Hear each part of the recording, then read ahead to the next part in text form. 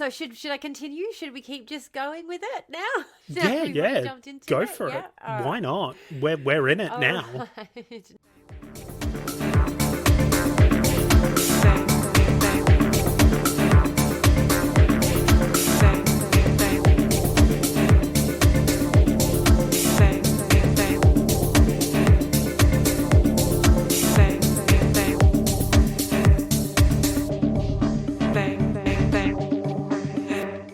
Welcome to Two Girls, One Garbage Can, the podcast, the Auspol podcast, where we explore Australia's garbage can political system using historical events for some much needed context. I am your host, Tamara, here with my co-host, Matty. And Matty, I got a question for you, Matty. Okay.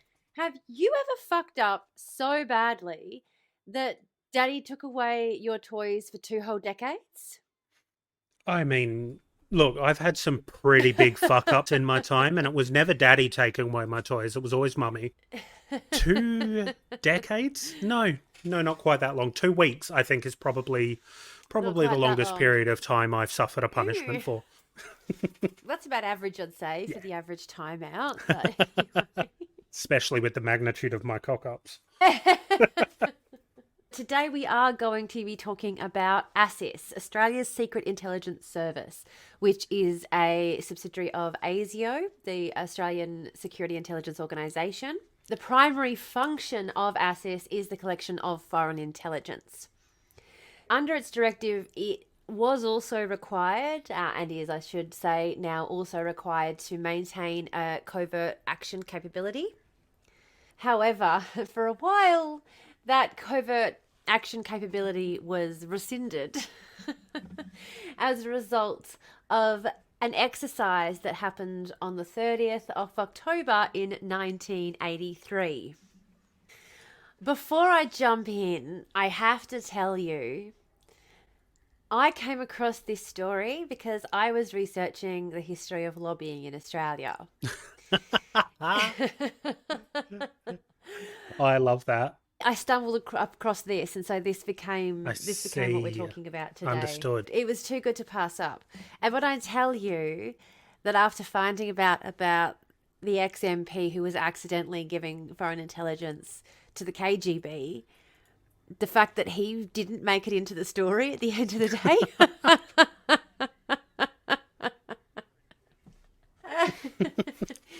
I will say that for any of our Ko-fi members as well, so just do a shout out of Ko-fi nice and early on in the piece this week. If you want to support us and you don't have the means to join our Ko-fi, then of course please jump on our podcast wherever you get your podcasts, have a listen to us there. Yep. Give us 5 stars, give us a little bit of a rating. Every little comment helps. Send a link to your buddy. Absolutely. Share that Tie shit. them to a chair and open their eyes with toothpicks and make them watch it at full volume. With love. If you do have a spare couple of bucks a month that you want to kick our way and become one of our trash pandas, you do get a couple of great bonuses, including extra bits that we leave out, exclusives that are only for our Ko-fi members, including exclusive episodes that aren't released anywhere else. And you also get things like the notes and the background research, access to all of that goes into it. I have collected all of my research and all of my script notes for this episode, and I've popped them in a document that is going to be available on the Ko-fi, because there is a lot that I obviously couldn't include in this episode. Just so you know, It's about 30 pages of notes that I've got here. The findings of the Royal Commission were about 80 pages. So, yeah. In case you haven't guessed, this is about one of the biggest screw-ups in ASIO's history, certainly in the history of ASIS, the Australian Security Intelligence Service. So, as I said, the primary function of the Australian Security Intelligence Service is the collection of foreign intelligence. It is also required under its directive to maintain a covert action capability, or at least this was the case in the period leading up to the 30th of November 1983. In the period from August 1982 to November 1983, ASIS, with ministerial approval, had a project aimed at developing a new basis upon which a covert action capability would be maintained. For the purpose of the project, they recruited and trained a small group of people who would give the service a covert action capability. So these recruits would be part-time agents who would come together for periods of activity and intense training, but then otherwise would go back to pursuing their normal lives and activities, and they had normal day jobs. So think like season 1 of The Block. The period of training that began in August 1982 was to end in November 1983 with a big exercise. Yep. So this big exercise was supposed to be conducted without any publicity, without involving any people other than those directly taking part. It was supposed to be a covert operation. While it was intended that members of the public would not become involved, in any event, they did become involved in a quite spectacular way that, as I said, resulted in a lot of attention being brought to the agency, and it resulted in 2 decades worth of censure and shame. So let's talk a little bit about the project as it is called in all of the official documents. On the night of the 30th of November 1983, which is the night in question, there was an incident at the Sheraton Hotel in Melbourne which arose from a project training exercise. This exercise involved the rescue of a hostage being held in a hotel room by 2 foreign intelligence officers of a major power. The foreign intelligence officers and the hostage were played by ASIS staff members. 6 ASIS trainees had been asked to carry out this rescue. As I said, this exercise was the final part in what was a 3-week intensive training period. And as part of that training, there was a lot of different exercises and development that the trainees had to undertake. Through review of this process, one of the things the judge noted was that there was a particular emphasis on war game type tactics, very hostile, aggressive actions. Yep. In the first 2 weeks of the training period, the trainees concentrated on development of physical fitness and coursework. This particularly focused on close quarter combat, surveillance, unarmed combat, methods of entry, medical skills, and photography. They also engaged in surveillance exercises that lasted for 4 days. These trainees had undertaken previous training courses, both at ASIS training facilities and elsewhere, including one surveillance operation in a city location. So when we talk about the final exercise that's being undertaken, it's really important to note that there was an understanding by those who were involved that these trainees had some idea that they knew what they were doing. You'd assume. That doesn't absolve anyone of any misconduct, but It's just important to note that these people had undertaken other training exercises that had not gone badly. There had been other training exercises that had gone in city locations. There was reason to believe that these guys would be fine with this training exercise. Yeah. Or at least some reason. The scenario of the exercise had not been devised until the 3-week training period actually commenced. It was drafted by an unnamed senior ASIS officer who'd been placed in charge of the project. He was given some assistance from the Army Instruction Team, or the AIT. The ASIS officer, who I'm going to call Dave throughout this document because he remains unnamed throughout the entire process, but we're going to call him Dave because, God fucking damn it, Dave. There goes the last shit that I ever gave. That's all I was thinking the whole Understood. time I was reading this. The ASIS officer, who we will call Dave, discussed the exercise briefly and in very general terms with his branch head, the Assistant Director General of Operations. And that discussion occurred sometime between mid-October and mid-November in 1983. We're talking a few months before the training began, but the actual scenario wasn't devised in any detail until just before the training. So while this conversation happened in October and November, there's no way that it could have been a specific conversation because he didn't know any specifics at that time. The Assistant Director General of Operations asked Dave for a written plan of the exercise. However, he never received one at any point. Dave also talked about the exercise on the 22nd of November to the head of the proposed Directorate of Covert Action and Emergency Planning, who I'm going to refer to as HEP from now on because that's the initial spell out HEP, and that isn't a mouthful. The Yep. HEP, the HEP, hop, yeah. Hippity hop. Now, hop. the HEP had no direct responsibility for the project, but he did have an interest in the special operations field and was scheduled to take direct responsibility for that area after a proposed internal reorganisation within ASIS was going to happen. So in the future, he was going to be responsible for that area. He had been read in on the information. There was reason to think that this guy should have taken more of an interest, but he didn't. He kind of went, not my problem. I'll wait until it becomes my problem in February next year. That's when I'm going to give more of a shit about what's going on. He wasn't in the chain of command at this point. So he doesn't actually have any direct responsibility.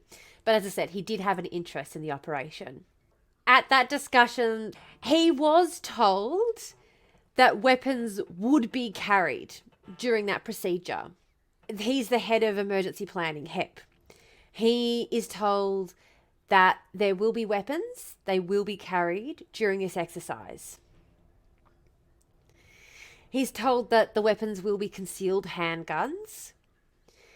He then, at that point, informs Dave that if that is the case, then he is going to need approval from the acting director general in order to get the carriage of firearms. Now, the acting director general at this point is a man named John Edmund Ryan, who at the end of this loses his job. Just as a heads up, Ryan's head rolls at the end of this. Okay. As we said, at this point, we know firearms are going to be used, and Dave has been informed by HEP, who, again, isn't responsible, but obviously knows what he's talking about because he's been told he will be responsible later on when this reorganisation happens, has informed Dave, hey, you better check with the acting director general, being John Ryan, that this is all hunky-dory before you go carrying these handguns. On the 24th of November, with the exercise just 6 days away, Dave drew up a list of equipment which could be called upon by the trainees for use during the exercise. The equipment was intended to form a small quartermaster's store. The trainees would know what was held in the store and could requisition any items that they felt they might need for the exercise. So it was designed to act as though they had full access to whatever might be on that list. Okay? On that list, Dave wrote 6 Browning 9mm automatic pistols, handguns, and 4 Heckler & Koch submachine guns, 2 of them silenced. That's a lot of fucking armaments. Especially for a group that's meant to have gotten permission for concealed carry sidearms. Not H&K submachine guns. They've been told they need to get permission for concealed handguns. Right. Right. Dave, damn it, fucking Dave. For a group that hasn't yet, to the knowledge of the higher-ups, got permission for concealed carry sidearms. But they assume that the permission is there, and suddenly they've got 4 H&K SMGs, 2 of which are silenced, and 6 Brownings. Okie dokie then. Are we going to fucking war? In the Sheraton Hotel in Melbourne. Yeah. Let's not forget where this exercise is happening, in the Sheraton Hotel. Hang on. Let me ask a question. What government was in at the time? ALP or Lib? Was it ALP? Was there a union conference going on at the Sheraton? Were the ALP trying to take out union members again? No. Nothing quite so sinister. Please watch our previous episodes if you don't understand why that joke is a thing. No. Please watch our previous episodes to understand why Labour does not fuck with unions despite what their advertising says. I was going to say nothing quite that sinister, but oh hell. Oh hell. The Labour government. Yeah. Off with the heads. Oh boy. Oh boy. Look, here's the thing. Here's the really concerning thing. At this point, John has no idea that this plan exists, okay? Let's just be... Dave's been told he needs to talk to John about this plan. John's got no fucking clue that this plan is happening. Oh, okay. Great. So okay, when cool. I was Let's talking go. earlier about the Acting Director General of Operations B, that's a different guy who has nothing to do with the John Ryan, the Acting Director General, who's supposed to know what's going on. At this point, he I still has see. 6 days before the exercise. He has no fucking clue this is going on. So, And these are the people we entrust with the country's security. yeah. The former Acting Director General of ASIS, being John Ryan, said during cross-examination that he who knows ought to be responsible. However, he seemed to have some difficulty in grappling with the proposition that he who ought to know ought to be responsible. Right? Like, I'm sorry, bud, but if it's your job to know and you don't know, that means that you have failed your job. Absolutely. Your entire job is knowing stuff. Yeah. You're the Acting Director General. Like, you're supposed to be directing shit. Of people who make it their business to be all up in everyone else's business. Yes. Yeah. Like, you'd think if any boss ever Yes. should be across everything that's happening, Yeah. it's the guy that's in charge of a bunch of spooks. Absolutely. This response of Mr. Ryan occurred in the context of his having stated in evidence given to the Royal Commission that happened after the fact that he didn't feel any personal guilt in relation to this incident because while he felt that he had a responsibility in the sense that the Acting Director General had responsibility for anything that happens in general terms that happens with the ASIS. He, however, didn't seem to think that he had any direct responsibility, despite the fact that in order for the exercise to have occurred, direct permission was supposed to have been sought from him. This guy was like, well, I mean, I get that I'm responsible because I was in charge, but really, I don't feel any personal responsibility. What?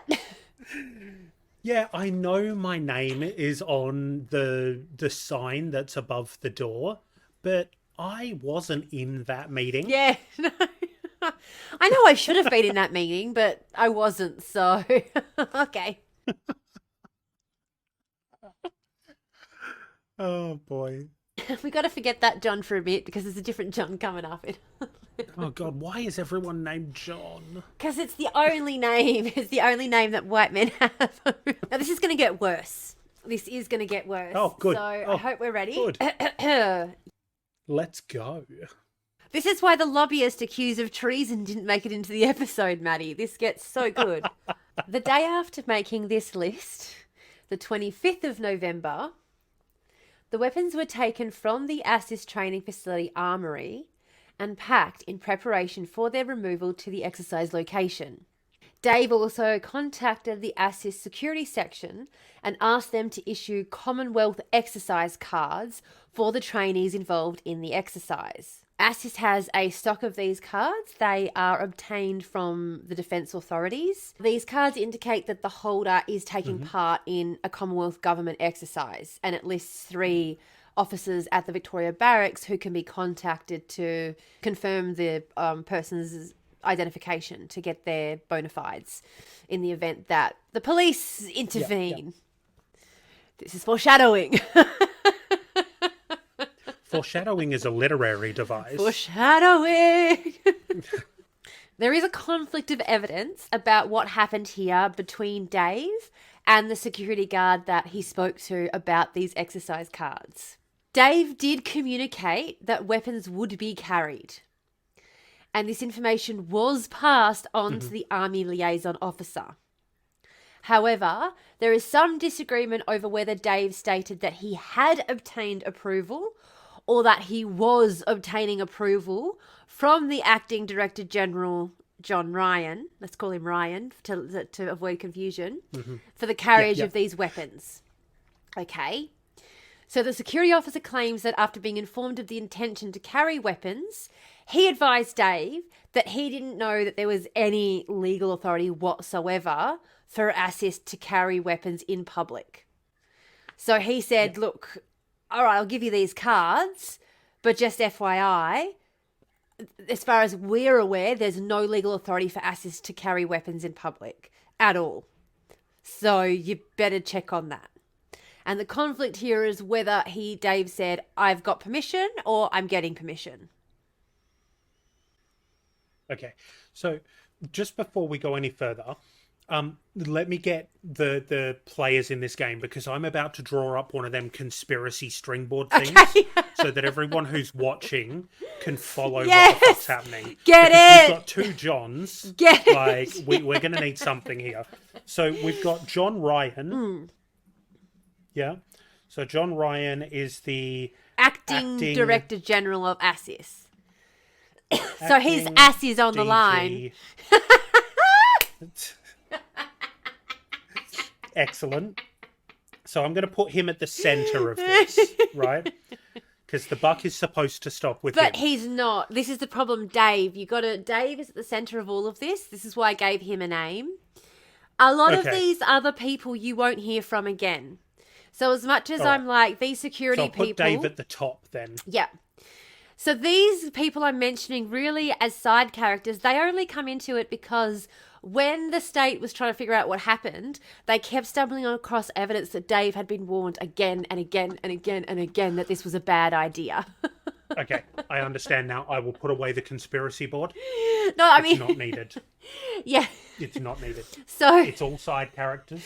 They're all side characters in this thing. Really, the only people who are in it are Dave, Hep, and John Ryan. They're the only people who are really... Awesome. Everyone else is just like a speed bump. Yeah.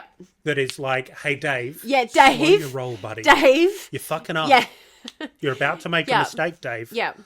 So when Dave, that's why I just kind of called him the security section rather than giving him a name. So when Dave contacted ASIS security section, the first thing someone told him was just a rando security guy. The first thing they said was, you don't have permission to carry weapons in Australia.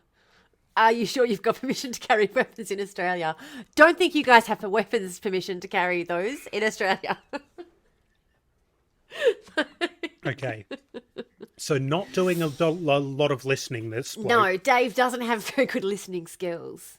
The Royal Commission did find after the fact that the issuance of these cards did not in any way, shape or form imply the knowledge or consent of the Army for the exercise. The Army issued these cards in order for, if something happened, for them to be able to give clearance to people who were carrying out these exercise. But it was kind of, let me put it this way, it's kind of like when you've got a community organisation that does a lot of fundraising, and then there's a community organiser that they know of who does a lot of great community work. That fundraising organisation might not make that one particular community organiser go through the same steps to get funding that they would any random Joe Blogs off the street. Yeah, right. They give you a shortcut because they know that you've got the credentials already. And they've worked with you in the past and et cetera. They've worked with you in the past. Yeah. Yeah. So that was all these cards were. Like, we know ASIS have security clearances already. They have their own processes that they go through. If they're giving out these security clearance cards, it's because they've gone through their checks. We don't need to also perform our own secondary checks. That would just be gumming up the works with extra bureaucracy. Yeah, so right. they were found to have not been at all complicit. They did not have any... In terms of the chain of command and who should have known about this and where they should have gone, the Army, for once, are not at fault. Yeah, the Army had actually done all of the things that were legally required of them. The trainees were given their first briefing about this exercise on Saturday the 26th of November, which was 4 days before the exercise was due to take place. More details were going to be divulged the following day, and they were going to get even more details throughout the actual exercise itself. It was agreed early on that they would not have all the information up front, as that was quite normal for an operation for information to be divulged as things went on. Yeah, a bit of a drip feed. Yeah.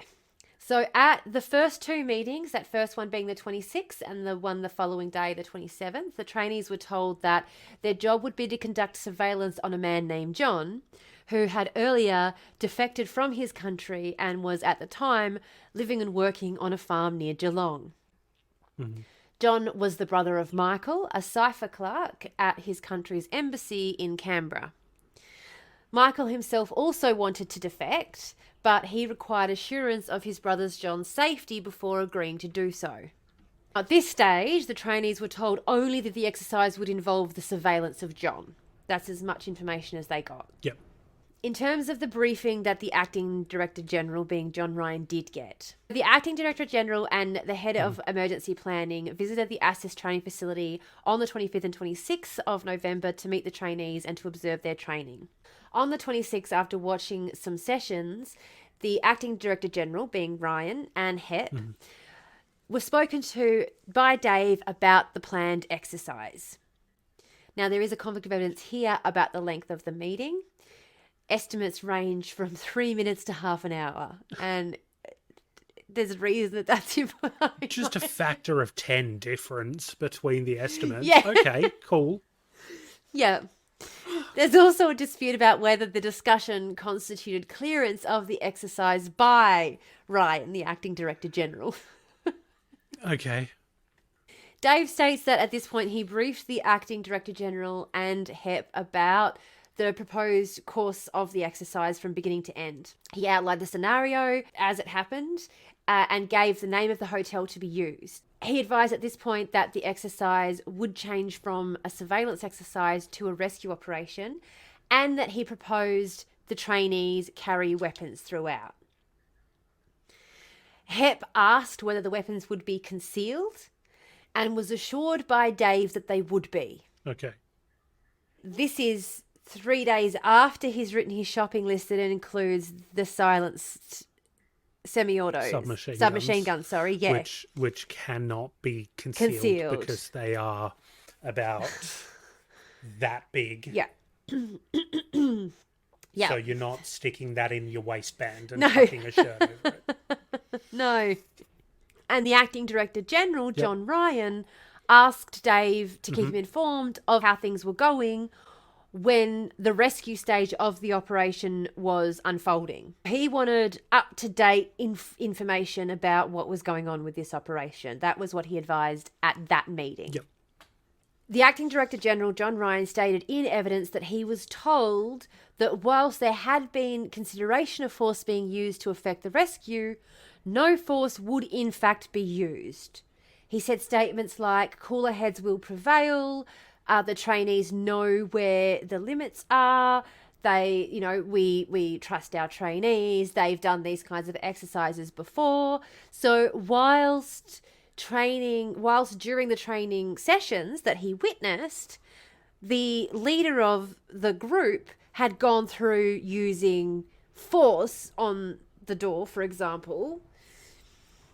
Dave assured the Acting Director General that this was just to make sure that he gave a thorough rundown because, if it was a real life operation, then that would be an option. So he was just being thorough.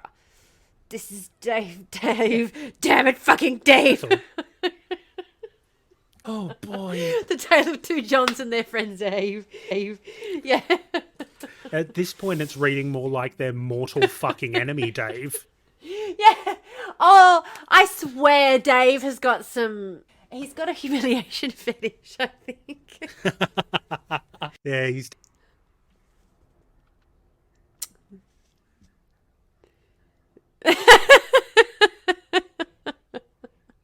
Honestly, at the end of this, the only quarter that they were given by the government was that they agreed not to reveal all of their documents publicly.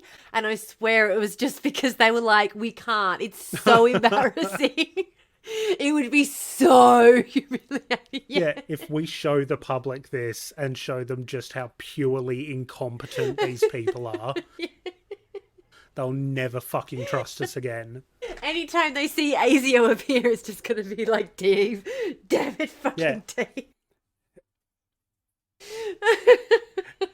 ASIO, clown show. Clown It show, rhymes. ASIO. The exercise began on the 27th of November. The trainee team began surveillance of their target the following day.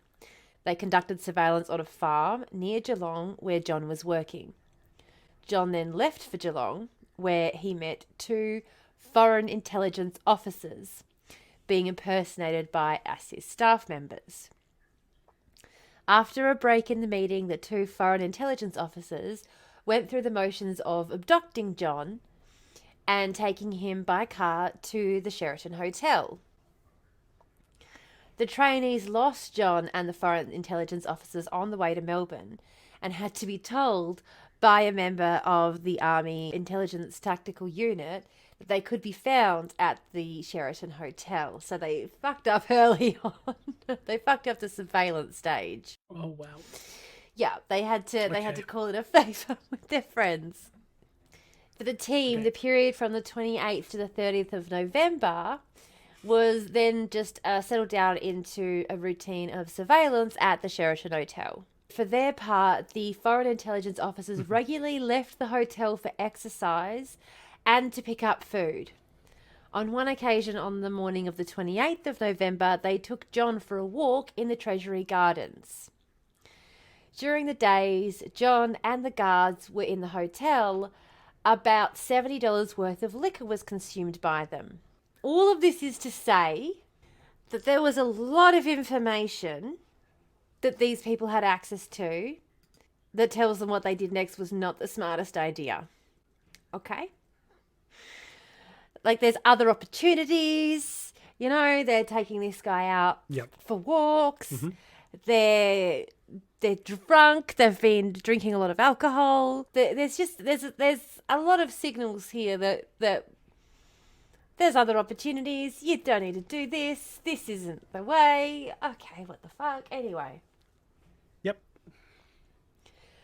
The trainees team leader, who was one of the members of the trainee, had been selected by Dave to leave the trainees in the exercise. Oh, boy. The team leader was advised by Dave at 4 p.m. on the 29th of November that the team's objective had now been altered. Okay, so this is after several days of surveillance. They are now required to rescue John from the foreign intelligence officers. Mm-hmm. A written instruction to that effect, called a warning order, was given to the team leader. This required the rescue to be effected early in the evening of the 30th of November using the minimum force necessary. The team leader was also instructed to advise of a plan to effect the rescue. So again, the team leader here was asked for some basic communication. Yeah. Now, just to confirm, right? Everybody involved in this is ASIS, right? Yes. Yeah.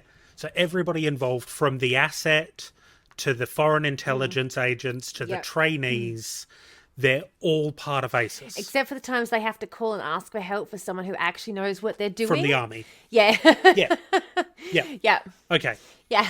Cool. I just wanted to confirm that because I feel like we are just approaching the cusp of a fucking shitstorm. Okay. Let's continue. The team leader was instructed to devise a plan to effect the rescue, and it was at this point that he asked for equipment to use in the rescue, including listening devices, a lockpick or lockpicking equipment, and some other items. Mm-hmm. A member of the AIT, which was the Army's unit, attended this meeting. Another meeting between the team leader and Dave, also with the same Army member in attendance, was held at 9 a.m. on the 30th of November. Bearing in mind that the Army members bore absolutely no responsibility in any of this, they were simply there trying to assist in mitigating any issues that might arise. Okay. Dave told the team leader at 9 a.m. on the 30th of November that the listening devices, the lockpick, and the equipment for picking the lock were not available. The team leader also asked for handcuffs, a sledgehammer, and a crowbar.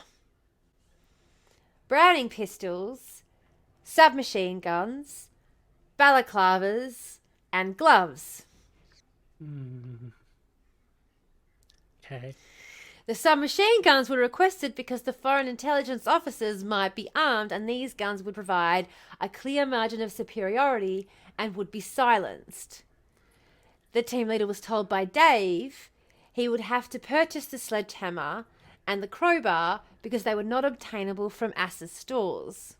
The equipment that was provided from ASIS stores was handed over by Dave to a member of the trainee team at a meeting in the early afternoon of the 30th of November at the National Gallery car park. At the meeting, the team member was told by Dave that the team would have to purchase the sledgehammer and the crowbar that they had requested. Yeah, there seems to be a real disconnect. This is something that the judge points out throughout this, is that really no effort was taken to provide. Your job is collecting foreign intelligence, and you can't provide your trainees with listening equipment, but you can provide them with submachine guns and then tell them to go and buy a fucking sledgehammer. Right. Get yourself a sledgehammer. Go and do it on the company card. It'll be fine. We can reimburse it in the tax claims later. It's all good. The brief back. At that point, Dave informed John Ryan, the acting director general, that he intended to hold a meeting called a brief back with the team leader at 3 p.m. on the 30th of November at Fitzroy Gardens, and he invited the assistant acting director general, to attend. This meeting was intended to provide the team leader with an opportunity to outline in detail his plans for accomplishing the rescue and to obtain final approval for his plans. Okay. The briefback was attended by the acting director general, John Ryan, Dave, our good friend Dave, the team leader who'd been selected from out of the group of trainees, and a member of the Army Intelligence Task Force, the Army dudes. The team leader stated that he proposed that the team use subterfuge to enter the room where John was being held. Now, he was being held on the 10th floor of the Sheraton Hotel at that time. He said the plan was that one team member would dress as a waiter and ask that the door to the suite be open so that he could obtain a signature for a parcel delivery. Yep. Other plans for subterfuge were said to have been considered, but the waiter scheme was the preferred option by all those in attendance. Yeah. The team leader then stated that if that plan failed, the team would break the lock on the door by using a sledgehammer. After hearing the team leader's plan, the acting director general, John Ryan, called Dave away and walked with him some distance from the team leader and the army member. Now, there's some conflict in what they said here, but what is agreed is that the acting director general wanted assurance. So John Ryan wanted assurance from Dave that force would not be used to that effect in this rescue. He was like, hang on, pause the game for a second, like Barley's.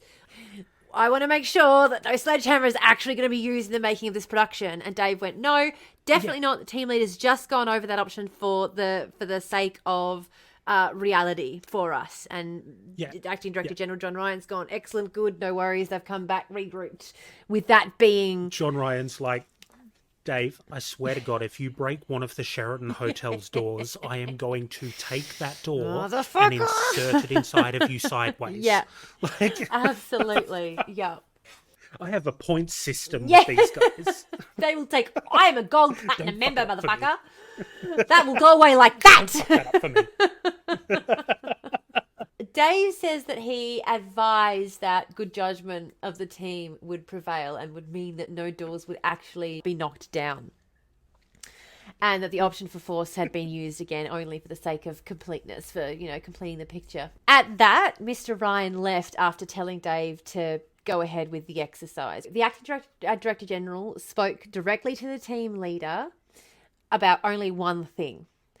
The team leader asked whether the foreign intelligence officers would be armed. The acting director general had replied that it was reasonable to expect foreign intelligence officers to be armed in such a situation.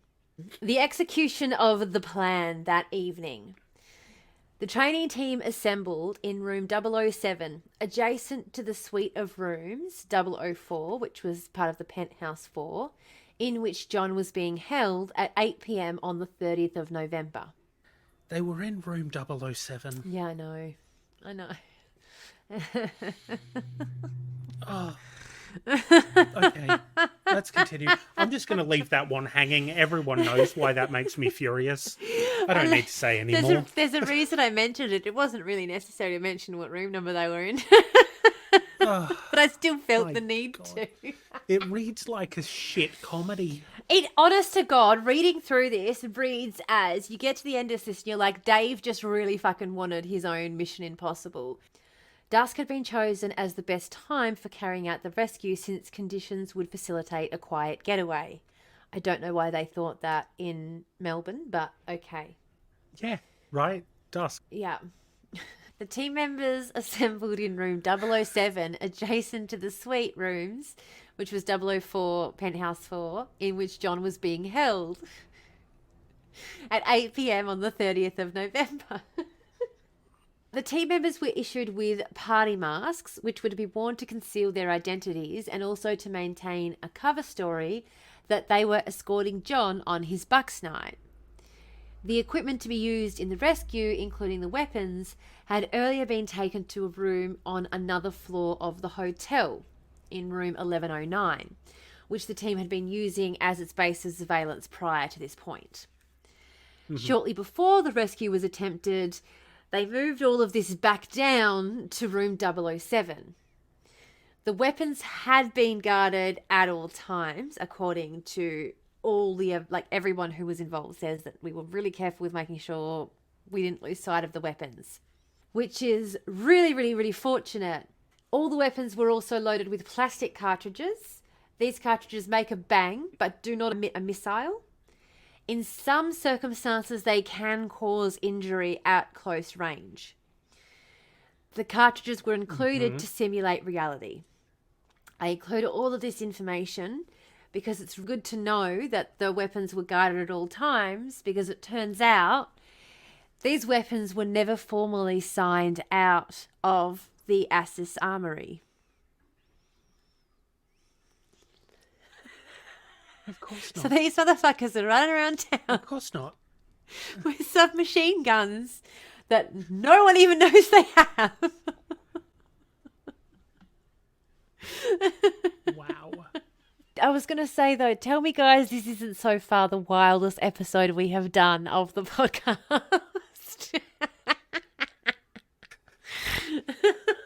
And that's where we'll leave episode 1 for now. Sorry to leave you on a cliffhanger, but we do have a lot more information coming out in episode 2, which you'll be able to find very soon.